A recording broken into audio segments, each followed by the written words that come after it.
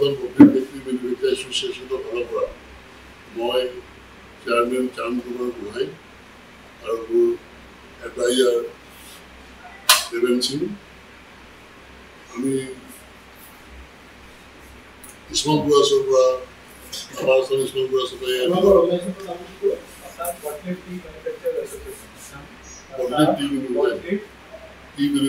আমি হলো মানে upper Assam small tea plant এছ'চিয়েশ্যনৰ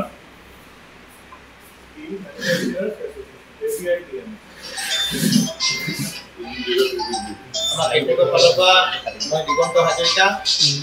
upper Assam small tea plant এছ'চিয়েশ্যনৰ মই central committee secretary assistant secretary Pradip Gogoi Diganta Hazarika upper Assam small tea plant association central কমিটিৰ কেন্দ্ৰীয় সমিতিৰ সাধাৰণ সম্পাদক স্মল টি প্লেন্ট এছ'চিয়েশ্যন।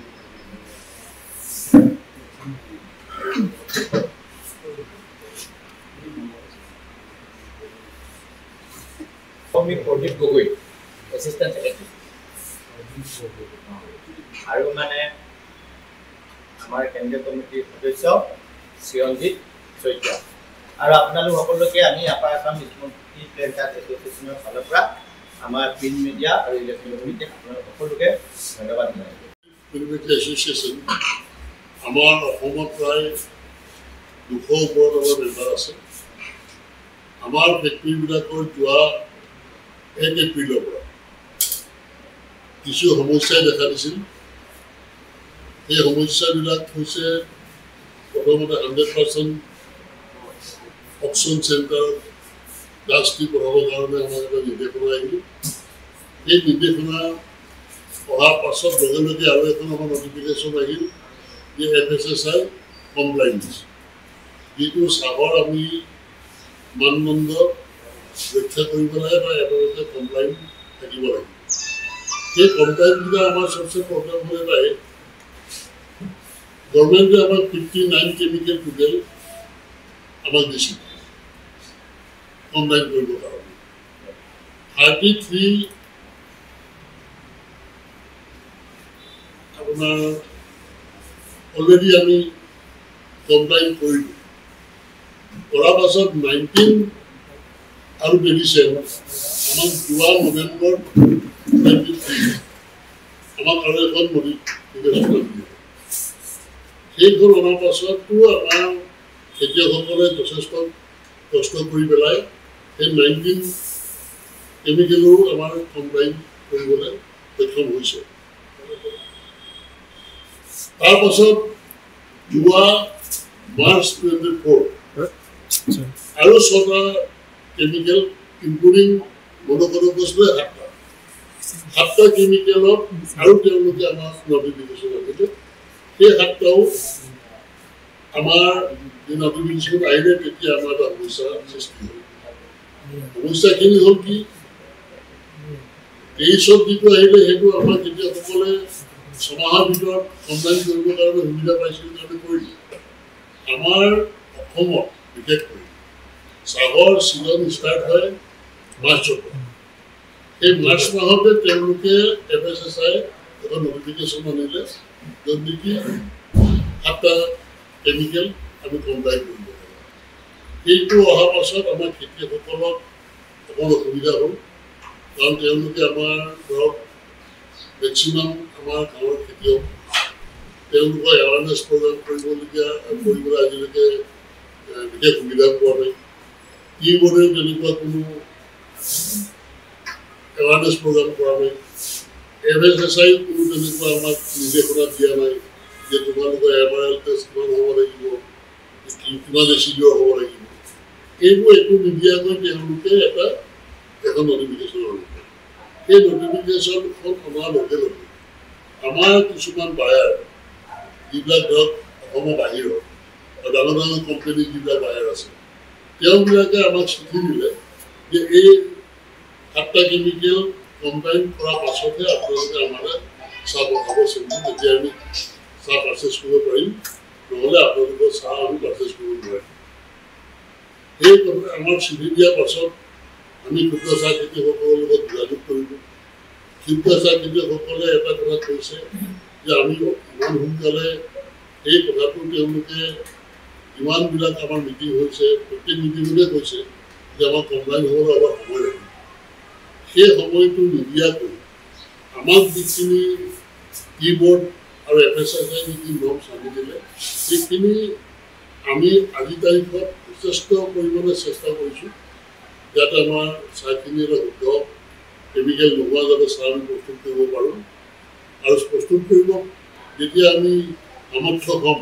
তেতিয়া আমি কৈছোঁ যে আমি অসমৰ চাহৰ মানদণ্ড উন্নত কৰিবৰ কাৰণে আমি যিখিনি আমাৰ ৰুল ৰেগুলেশ্যন আমি আছে আমি গোটেইখিনি মানিব খালি আমাৰ সত্যতে এটা সময় নাই সেই সময়টো নিদিয়াৰ কাৰণে আৰু আমাৰ এনেকুৱাবিলাক সুবিধাৰ কাৰণে আমি যথেষ্ট অসুবিধাত পৰিছোঁ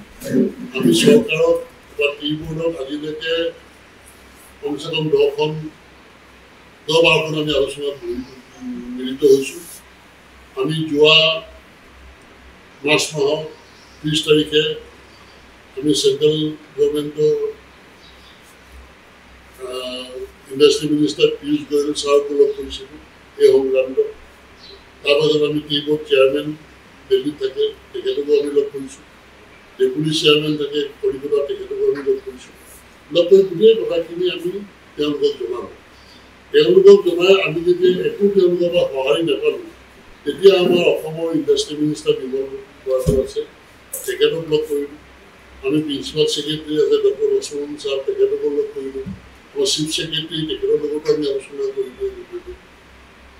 আমি কমপ্লিটলি এটা কোনো সমাধান নোহোৱা কাৰণে আমাৰ এই চাহ আমি এতিয়া বনাই আছোঁ কিমান কেমিকেল আছে কিমান নাই সেইটো আমি নাজানো যিহেতু আমাৰ অসমত আজি পৰ্যন্ত লেবৰেটৰী টেষ্ট কৰিব পৰা কোনো সুবিধা নাই সেইটো এটা ডাঙৰ সমস্যা আজি অসমৰ চাহৰ 200 বছৰ চাহ আমাৰ উৎসৱ পালন কৰিছে কিন্তু স্বত্তেও আমাৰ অসমত এটা লেবৰেটৰী আজিলৈকে স্থাপন কৰি দিব পৰা নাই কিবৰ্ডে হওক বা অসম চৰকাৰে হওক বা চেণ্ট্ৰেল গভৰ্ণমেণ্টে হওক সেইটো আমাৰ অলপ দুখ আছে লগতে আমাৰ TRA কিছুমান লেব তেওঁলোকে সুবিধা কৰি দিম বুলি কৈছে কিন্তু কৈহে আছে কিন্তু আজিলৈকে আমি সেই সুবিধা আজি পৰ্যন্তলৈকে পোৱা নাই যে আমাক এটা লেব আনি দিব লাগে কিছুমান যাতে গ্ৰীণ ডিষ্ট্ৰিক্ট যিবিলাক আছে সেইবিলাকত যাতে এটা লেব দি পেলাই আমি লেবৰ পৰা যাতে আমাৰ চাহ খেতিয়কসকলৰ যিখিনি গ্ৰীণ আৰু তেওঁলোকৰ পৰা আমি যিখিনি মেট্ৰি বনাওঁ দুইটা বস্তু যাতে আমি টেষ্ট কৰিব পৰা যাতে আমাৰ চাহ কমপ্লাইন হৈছে নাই হোৱা কাৰণ আমি ফেক্টৰীবিলাকত কোনো কেমিকেল ইউজ নকৰোঁ ব্যৱহাৰ নকৰোঁ আমি ক্ষুদ্ৰ চাহ খেতিয়কৰ পৰা কেঁচাপাতখিনি লৈ আমি মেট্ৰিক তৈয়াৰ কৰোঁ এই ক্ষুদ্ৰ চাহ খেতিয়কৰ কেঁচাপাতত খুব কেমিকেল কি আছে এইখিনি জানিব পৰা আমাৰ একো সুবিধা নোহোৱা কাৰণে যোৱা 22 তাৰিখে আমি আমাৰ বটনী ফেক্টৰী এছ'চিয়েশ্যনে গুজৰাটৰ এটা লেবৰ লগত আলোচনা কৰি সেই লেবটো আমি ডিব্ৰুগড়লৈ আনিবলৈ সামৰ্থ্য হ'লোঁ ডিব্ৰুগড়ত অনাৰ পাছত আমাৰ যোৱা 22 তাৰিখে আমাৰ commerce and industry minister Bimal Bora দেৱে আমাৰ উদযাপন কৰিলে আৰু সেই তেতিয়াৰ পৰা আমি আমাৰ কিছুমান ক্ষুদ্ৰ চাহ খেতিয়কৰ দিল্লী আৰু আমাৰ মেট আমি পৰ্যায়ক্ৰমে আমি টেষ্টিং কৰিব আৰম্ভ কৰিছোঁ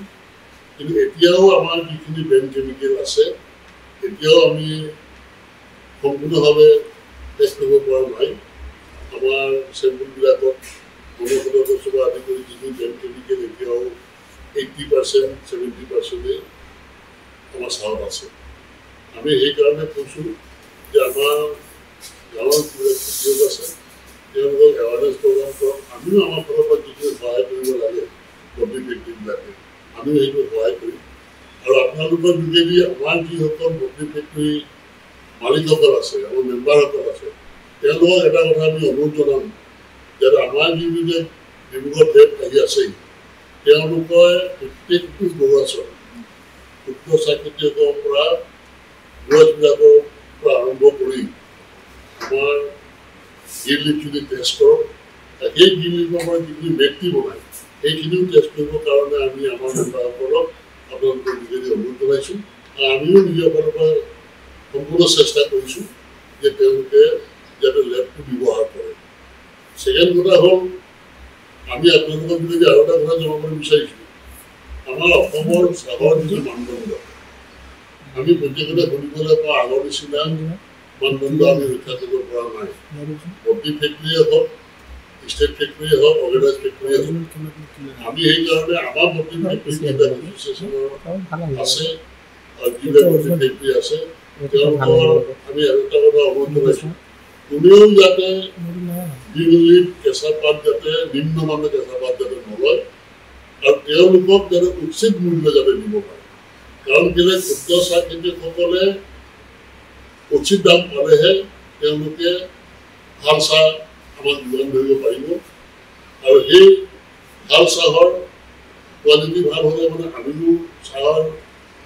বজাৰত দুপইচা পাবলৈ বেছি পাবলৈ সক্ষম হ'ম আৰু সেই সক্ষম হ'লেহে আমি ক্ষুদ্ৰ চাহ খেতিয়কসকলক যথেষ্ট পৰিমাণে পইচা দিব পাৰিম। কাৰণ কেলে এটা সময়ত আমাৰ এনেকুৱা হৈছিল 2020-21 আমি 45 টকা 50 টকালৈকে পাৰ কেজি দিবলৈ সক্ষম হৈছিল। কাৰণ এই আমাৰ কৰোণাৰ এটা প্ৰভাৱ আছিল, চাহৰ গুণাগুণটো ভাল আছিল আৰু প্ৰডাকশ্যনো কমটি হৈছিল।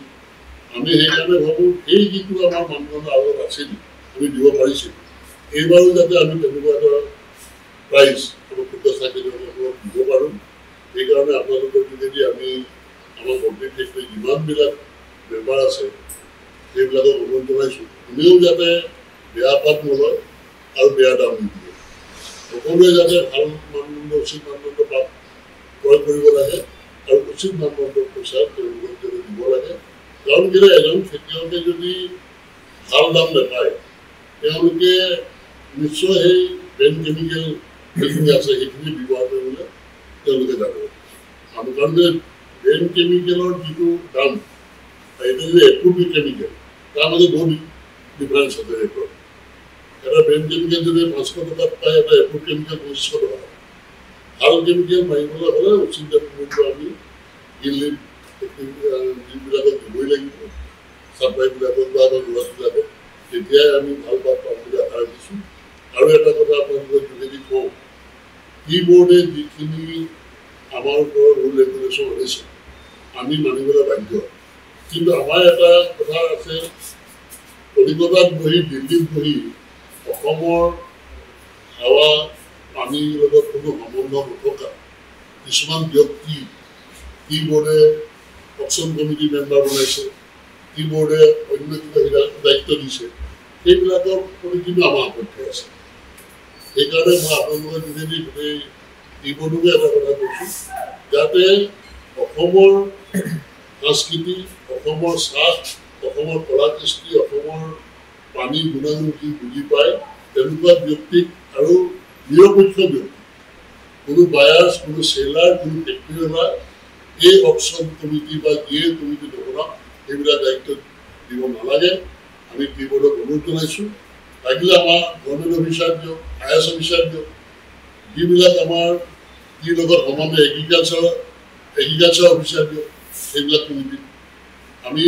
আপোনালোকৰ যোগেদি কি বোৰ্ডক সেইটো কথা অনুৰোধ জনাইছোঁ, যাতে নিজৰ স্বাৰ্থলৈ যাতে কোনো এইবিলাক কথা নাপাতে আৰু কমিটিত যাতে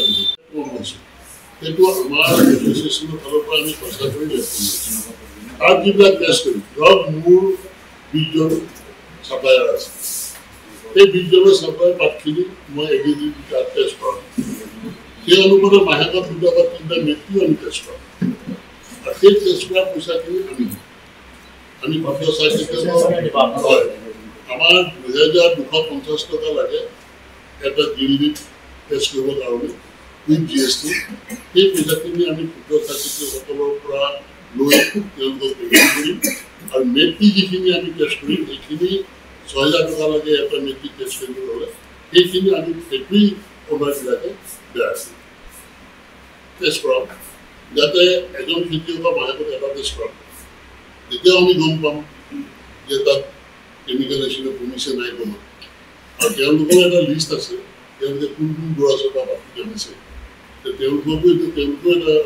গম পাব যে তাৰ মাজত কি আছে। সেইটো কাৰণে আমি ব্যৱস্থা কৰোঁ।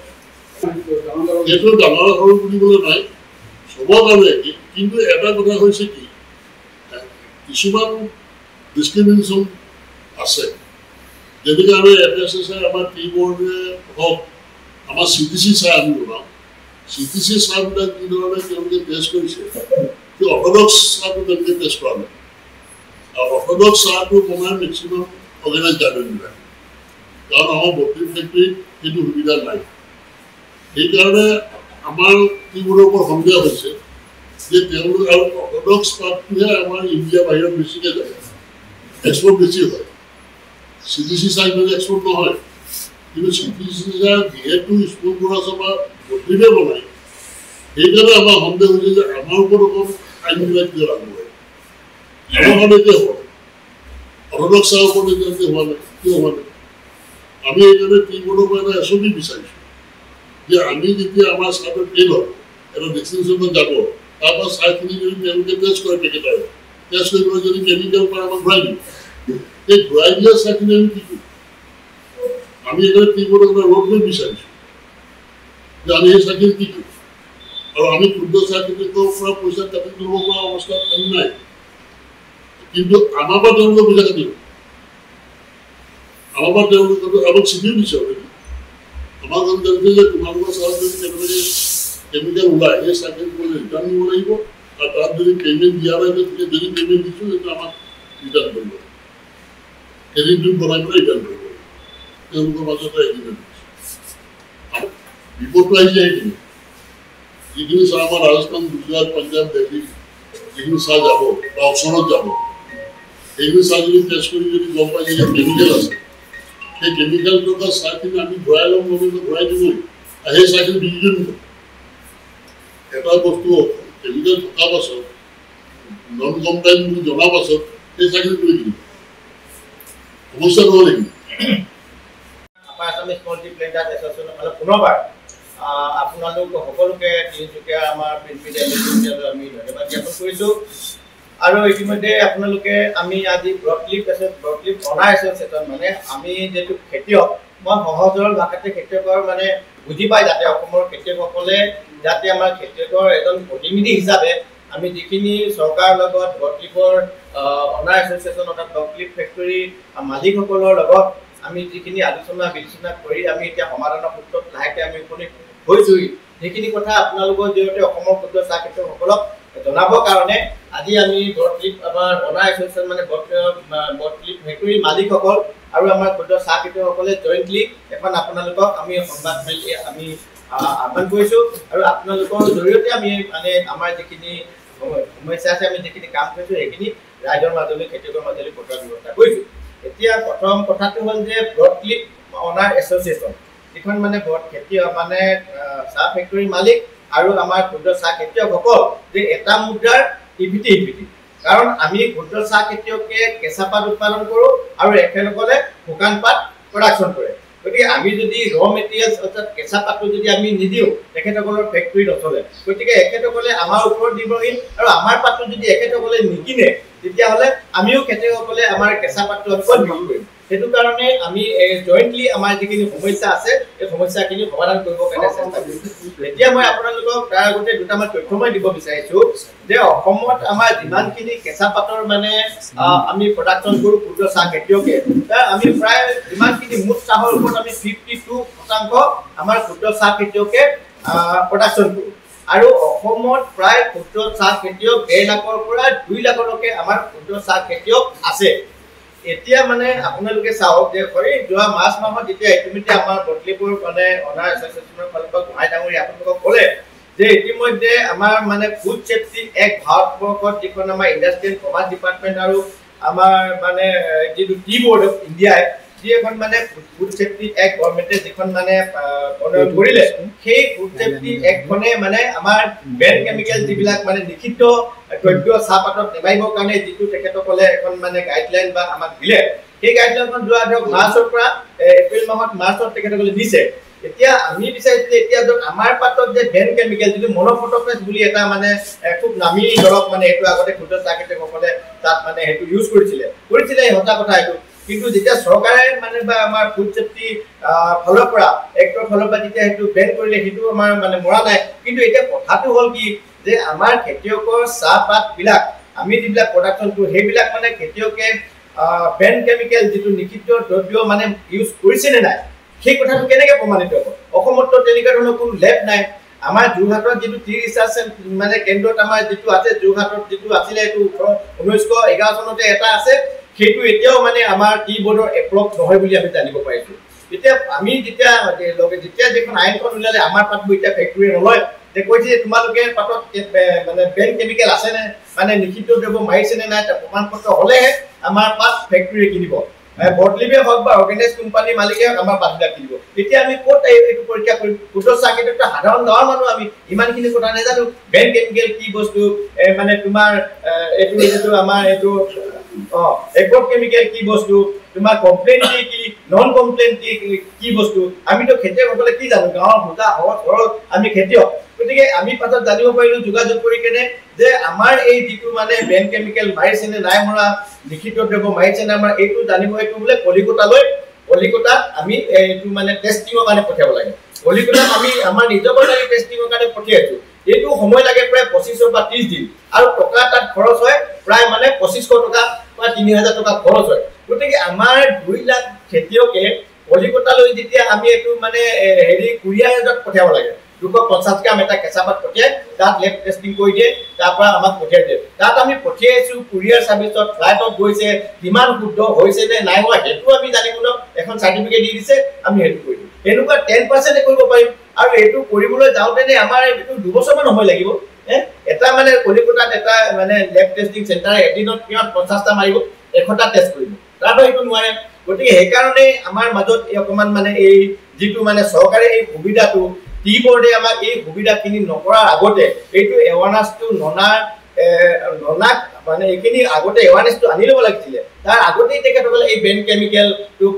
থকা পাত আমি গ্ৰহণ নকৰোঁ কোনো ফেক্টৰী ল'ব নোৱাৰিব ফেক্টৰীসকলৰ মানে ওপৰত এটা ডাঙৰ মানে তেখেতসকলে এখন মানে অৰ্ডাৰ উলিয়াই দিলে সেইটো কাৰণে এতিয়া বটলি ফেক্টৰী যিটো বিজনেছ কৰে বিজনেছে কেতিয়াও আন্দোলন নকৰে বিজনেছমেনে উপায় নাই তেখেতসকলে বাউণ্ড হয় যে এতিয়া তেখেতসকলৰ মেটি যদি বায়াৰছে যদি নিকিনে অকশ্যনত যদি বিক্ৰী নহয় তেতিয়াহ'লেতো তেখেতসকলে ফেক্টৰী কেনেকৈ চলাব আমাকতো 15 দিনত আমাক পাত লাগে আমাক এডভান্সো দিব লগা হয় ফেক্টৰী মালিকসকলে তো সেইটো কাৰণেই মানে এটা আমাৰ মাজত যোৱা মাহত এটা আমাৰ ফেক্টৰীৰ মালিকসকল আৰু আমাৰ খেতিয়কৰ মাজত বৰ ডাঙৰ এটা সমস্যা সৃষ্টি হৈছে কি কৰিম নকৰিম এনেকুৱা ধৰণৰ এটা হৈছিলে তো তেনেকুৱা সমস্যাৰ মাজতে আমাৰ মানে চিফ ছেক্ৰেটাৰী পৰ্যায়ত আমি এটা অসমৰ চিফ ছেক্ৰেটাৰী পৰ্যায়ত আলোচনা কৰোঁতে আমি তেখেতসকলক প্ৰপ'জেল দিছিলোঁ আমাৰ ফালৰ পৰা যে এই গোটেই সমস্যাখিনি সমাধান কৰিবলৈ যিহেতু চাহৰ 200 বছৰীয়া ইতিহাসক যে ইমান সোনকালে এই বেন কেমিকেল আছেনে নাই এইবিলাক পৰীক্ষা নিৰীক্ষা আপোনালোকে ফেক্টৰীয়ে ডিষ্ট্ৰিক্টে যেতিয়ালৈকে এটা আপোনালোকে